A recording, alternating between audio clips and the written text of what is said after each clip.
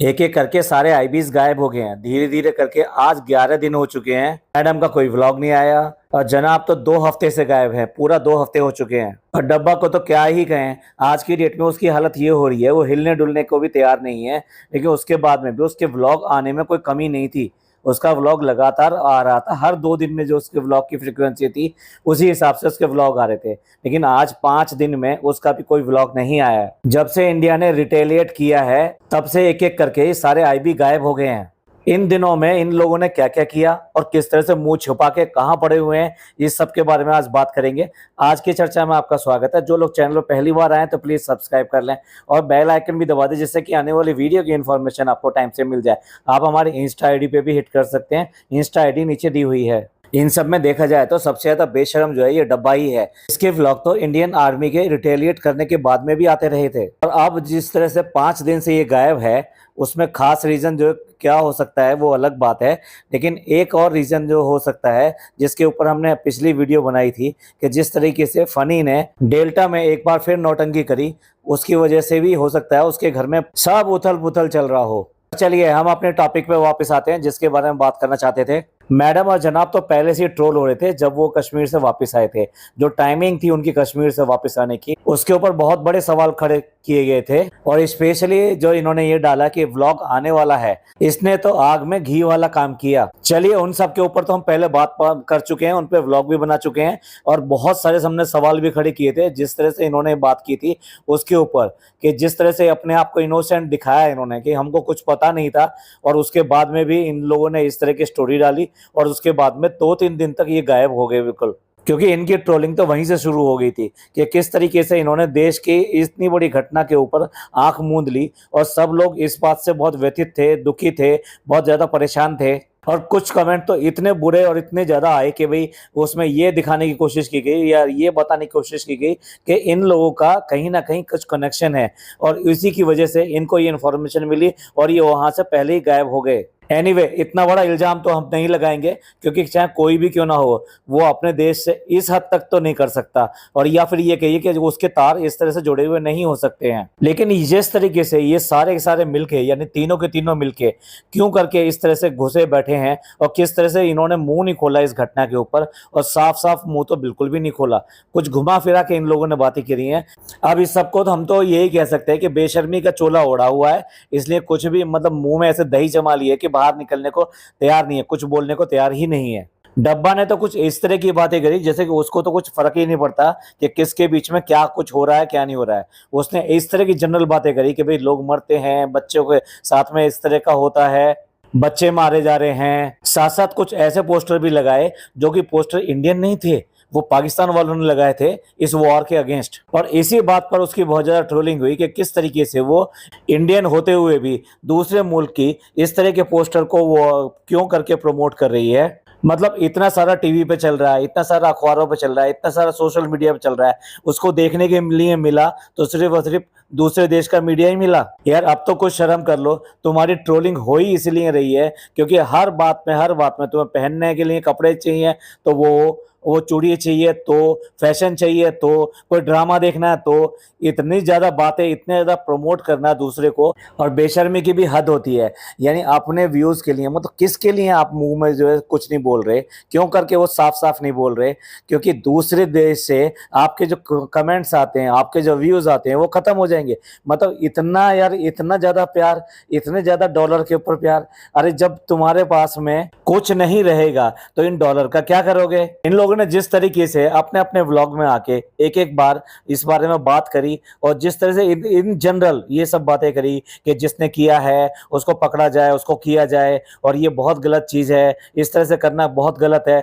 General comment, सारे के सारे जनरल कमेंट, जबकि पूरा मीडिया, पूरा देश, पूरा हर आदमी ये कह रहा है ये किसका किया हुआ है, उसका नाम लेने से डरते क्यों हो। और इन लोगों ने ऐसा व्लॉग डाल दिया और उसके बाद में समझ लिया सब कुछ ठीक हो गया, और उसके बाद में बर्थडे मना लिया, पार्टी कर ली। मैडम ने तो उसके अलावा भी अपने घर के 3-4 व्लॉग और डाल दिए। डब्बा डब्बा को तो कुछ फर्क ही नहीं पड़ता। उसने तो इतना भी नहीं सोचा कि कुछ कम से कम रुक जाए और इस तरह के व्लॉग ना डाले, और पूरी तरीके से उसने तो बर्थडे वर्डे के सारे मतलब डेकोरेशन ये सब इतना ज्यादा वो डाला कि इतना गुस्सा आया देख के, जिस तरीके से उसने बिना स्टार्टिंग के, बिना किसी उसके, बिना उसमें अपना कुछ दुख बताए हुए या बिना कुछ ये कहे हुए कि भी ये बहुत बुरा हुआ है, ये सब बिना कुछ करे हुए उसने पूरी तरीके से वही सेलिब्रेशन और हंसी मजाक और ये सब करना शुरू कर दिया।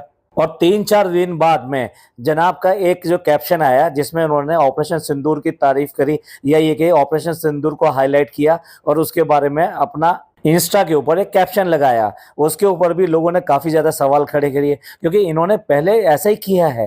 पहले भी जब इन लोगों ने एक फिल्म बनाई थी और उसमें जनाब ने एक मिलिट्री ऑफिसर का रोल किया था, और वो मिलिट्री ऑफिसर जीत जाता है, एक छोटी सी पाकिस्तान से वॉर जो थी वो जीत जाता है, वो एक इंसिडेंट जीत जाता है। उसके ऊपर इसके जो पड़ोसी व्यूअर्स थे सारे, उन लोगों ने जो इसको बहुत बुरा भला करा, आपने ऐसा क्यों किया, आपको ऐसा नहीं करना चाहिए था, हम तो आपको बहुत अच्छा समझते हैं। भाई अच्छा समझते हो तो क्या ये अपने देश से दुश्मनी करेगा, गद्दारी करेगा, और उसके बाद में ये कि भाई आपने ऐसा क्यों किया, हम तो आपको देखना बंद कर देंगे, हम तो आपको करना बंद कर देंगे। और इसी तरह के कमेंट के बाद में उस पर एक जनाब का छोटा सा एक जवाब आता है कि पापी पेट के लिए सब कुछ करना पड़ता है। अरे पापी पेट के लिए आप देश के साथ में गद्दारी नहीं कर सकते हो। आज भी इतने सारे कमेंट इन लोगों की ये जो स्टोरी लगाई गई थी, इन सब के ऊपर इतने सारे कमेंट आए, और वो इंडिया के नहीं थे, वो बाहर के ही कमेंट ज्यादा थे, और इतना बुरा भला कहा जा रहा था, इतना बुरा भला कहा जा रहा था। भाई एक ब्लॉगर ही तो है, लेकिन इनके बच्चों को कोसना, मतलब मेरी हिम्मत नहीं हो रही वो सारे कमेंट यहाँ पर लगाने की। मैंने स्क्रीनशॉट सारे लिए हुए हैं। इतने बुरा भला कहना कि इनके बच्चों को कोसना, और जो एक बच्चा अभी आया भी नहीं है इस दुनिया में, उसके बारे में भी इतनी बुरी बुरी बातें करना। आप समझ ही होंगे मैं बात कर रहा हूँ डब्बा की। और उसके साथ साथ ही इस्लाम को, कुरान को, ना जाने कितनी सारी चीजों को उन्होंने इसके बीच में लाए और इस सब का वास्ता और ये सब दिया। साथ साथ बहुत सारे कमेंट जो है धमकी भरे थे कि हम आपके व्लॉग बंद कर देंगे, देखना हम आपको अनसब्सक्राइब कर रहे हैं, ये कर रहे हैं। लेकिन अभी जब लास्ट जब डब्बा का व्लॉग आया तो उस पर भी नंबर ऑफ व्यूज में कोई कमी नहीं आई, नंबर ऑफ व्यूज पूरे के पूरे आए। समझ में नहीं आता ये कहना क्या चाहते हैं। वाकई में अगर अनसब्सक्राइब करना चाहते हैं या फिर इनको व्यूज नहीं देना चाहते, इनको देखना बंद करना चाहते हैं, तो वो भी दिखाई नहीं देता है। ऐसा लगता है कि ये अपने व्यूज के लिए पागल हैं और उधर से वो इनके लिए पागल हैं। भैया इतना ज्यादा है तो एक काम करो, एक ही जगह बैठ लो भैया और कर लो ये सब जो करना है। ये दोगलापन कि कहना कुछ और करना कुछ, ये ठीक नहीं है। आखिर इस सब के लिए रोकता कौन है। आपको जो अच्छा लगता है वो करो। आपको लगता है कि भैया वो ज्यादा अच्छे हैं, जाओ। इसी तरीके से वो ये कहते हैं कि भाई ये आप लोग अच्छे नहीं हो, आप लोग जो है इस तरीके से हमारे देश के लिए कर रहे हो तो देखना छोड़ देंगे, तो छोड़ दो भाई, क्यों नहीं छोड़ते हो, जल्दी छोड़ो, मैं कह रहा हूँ आज ही छोड़ दो। और इसी बीच में किसी ने एक वीडियो डाला, और वो वीडियो जो था जब नच बलिए हुआ था, तब मैडम और जनाब ने दोनों ने as a pair, as a couple part लिया था उसमें, और उसमें एक गाना था जिसके ऊपर दोनों ने फौजी की ड्रेस पहनी थी। तो वो वाला वीडियो किसी ने पोस्ट कर दिया, और मैडम ने क्या भर भर के वहां पे बातें कही थी अपने देश के ऊपर, और आंसू निकाले थे। ये कहा था मैं एक फौजी की बेटी हूँ और मैं समझती हूँ इन सब चीजों का दर्द क्या होता है और क्या परेशानी होती है। उन घरों में, जिन घरों में फौजी होते हैं, उन घर के लोगों का क्या हालत होती है जब वॉर होता है, लड़ाई होती है, तब उसके बाद में क्या होता है। और ये भी कहा कि मैं तो अपने देश के ऊपर निछावर हूं और मैं अपने देश के लिए जान दे दूंगी। न जाने कितने बला बला बहुत सारे इस तरह की बातें करी, देशभक्ति भरी। लेकिन ये सब लोग जानते हैं वो सिर्फ और सिर्फ वहां पर जो की गई थी बातें, वो सिर्फ टीवी के लिए थी, व्यूज के लिए थी और जीतने के लिए थी। अब जबकि असली वक्त आया कुछ कहने का, कुछ करने का, तब सबके सब नदारत, और कोई भी नाम लेकर साफ साफ ये कह के आगे नहीं है कि ये किसने किया है, क्यों किया है और इनका क्या होना चाहिए। सिर्फ गोलमाल बातों से काम चला रहे थे। इसीलिए मीडिया ने, लोगों ने, या चाहे इंडिया के हों चाहे वह बाहर के हों, उन सब लोगों ने इनको अच्छी तरह से, और बहुत अच्छा हुआ जो इस तरह की बातें इन लोगों के लिए कही गई। अब इस सब के बाद में अब मैडम को जो है अपना वो जागता है कि भाई चलो मैं भी हिंदुस्तानी हूँ, आखिर कुछ भी सही इस देश में हूँ। तो मैडम ने एक स्टोरी अपनी जो है लगाई, एक कैप्शन लगाया, वो मैं देखिए यहाँ पे स्क्रीनशॉट लगा रहा हूँ। और इस स्टोरी में मैडम खुलकर सामने आई और वहां पर आके उन्होंने खुलकर बोला। और ये स्टोरी इन्होंने जब शेयर करी, ये जब इनका सीज फायर हो चुका था, और सीज फायर के बाद में उस सीज फायर का वायलेशन किया गया। मैडम लिखती हैं कि वायलेटिंग सीज फायर वो भी कुछ ही घंटों में पाकिस्तान का एक और कायरतापूर्ण कार्य है। अब देखिए, नोट करने वाली बात यह है कि यहाँ साफ साफ मैडम ने पाकिस्तान बोला है, ये समझौते की भावना का डिसरिस्पेक्ट है, साथ साथ शांति की उम्मीदों पे भी पानी फेरना है। अब आगे देखिए क्या लिखती हैं, आतंकवाद को पनाह देना और उसके बाद में ये कहना कि हमारा इनसे कोई लेना देना नहीं है, ये तो इनकी बहुत पुरानी हिस्ट्री रही है। एक आर्मी ऑफिसर की बेटी होने के नाते मैं बचपन से ही वॉर के वचन सुनती आई हूँ। मैंने ये सुना है और महसूस किया है कि वॉर जो होता है वो कितना टेरिफाइंग होता है, यानी कितना डरावना होता है और कितना दर्दफुल होता है, सॉरी पेनफुल। इसमें भी खास तौर से जो सोल्जर होते हैं और उनकी फैमिली होती है उनके लिए बहुत ज़्यादा होता है, और उन फैमिलीज के लिए भी कि जो बेसिकली टेंशन एरिया में होते हैं, यानी कि बॉर्डर एरिया में होते हैं, तो वो किस डर में जीते हैं और किस तरीके से पेनफुल एरिया में रहते हैं, उनके लिए भी बहुत ज़्यादा होता है। कोई भी लड़ाई नहीं चाहता है और इसी उम्मीद में रहता है कि ये सब रिजॉल्व हो जाए और शांति रहे। पर जब सामने एक ऐसा मुल्क हो जो कि कहे कुछ और करे कुछ, तो फिर और कोई रास्ता नहीं रह जाता सिवाय वॉर के, अपने देश को, अपने लोगों को बचाने के लिए। और यही सब हमारे बहादुर सोल्जर्स जो हैं कर रहे हैं। मुझे गर्व है अपने सोल्जर्स पर और अपनी इंडियन आर्म फोर्सेस पर। जय हिंद। अब मैडम ने बड़ा सोच समझ के ये सारी बातें लिखी होंगी, क्योंकि अब आके वो ऐसे मंजिल पे फंस गए थे कि अब क्या बोलें और क्या करें, और कहीं ना कहीं आपको दिखाना ही पड़ेगा कि आप किस के साथ में हो और किस देश के साथ में अपना विश्वास रखते हो।